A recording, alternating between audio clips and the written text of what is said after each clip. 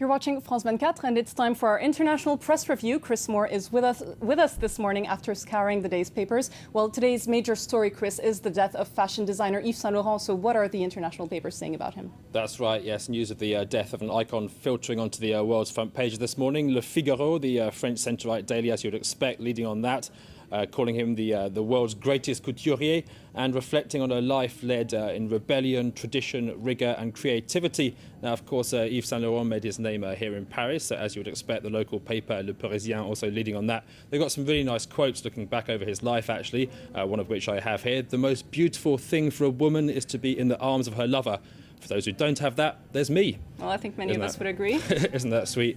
As I said, this is a reaction coming in from all over the world. And there's Il Corriere della Sera, the Italian newspaper. They call him the greatest fashion designer of the 20th century. The New York Times, the American paper, they're similarly gushing. They call him a giant for the last 45 years, a boy wonder who took over where Christian Dior left off, and unlike a lot of overnight sensations, managed to maintain his standards after becoming famous at the age of just 21.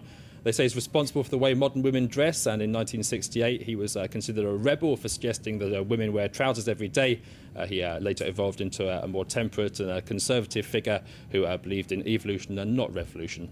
Well, I think a well-deserved and a serious homage there. Moving on to another imposing figure, I believe, Robert Mugabe, who's in Rome this week for the UN Food Summit. That's right, yes, and The Independent, the British paper, is continuing its campaign against Robert Mugabe. June the 27th, of course, the date of this presidential runoff featuring Robert Mugabe. Murdered by Mugabe's mob, says The Independent.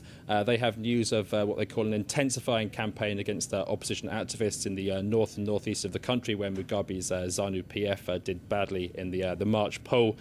Some 50 people, they say, have been killed in that. One of them is Tonderai Ndera.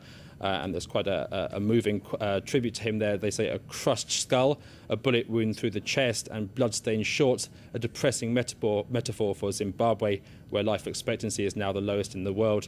There's also quite a grim perspective. Yeah. Exactly, yeah. There's an editorial also from William Gumede, who's the author of a biography of Thabo Mbeki and the ANC in neighbouring South Africa, and he really calls on Zimbabwe's neighbours, such as South Africa, and the international community in general, to end what he calls their excessively timid stance against Mugabe, and to flood the country with UN peacekeepers and election observers in the run-up to that poll at the end of June. All right, and finally, I believe you've got one female survivor for us. More news from sequestration victim Natascha Kampusch. That's right, yes. Staying in the Independent, and proof that reality can sometimes be a little bit stranger than fiction. With the Fritzl cellar incest case still fresh in our minds. This is Natascha Kampusch, who became free in 2006 after being imprisoned in an Austrian cellar for 8 years. And according to the Independent, she's been hosting her own TV show in Austria. On the private network Puls 4, and over a glass of orange juice she interviewed injured racing legend Niki Lauda, and the two apparently agreed that they'd both had fairly strange lives. Not to be outdone, the Times, the Independent's rival in the UK, Natascha Kampusch out of the darkness and into the limelight. This is the first interview that Natascha Kampusch has done without the questions being agreed beforehand. She shares her ambition as wanting to meet the Queen of England.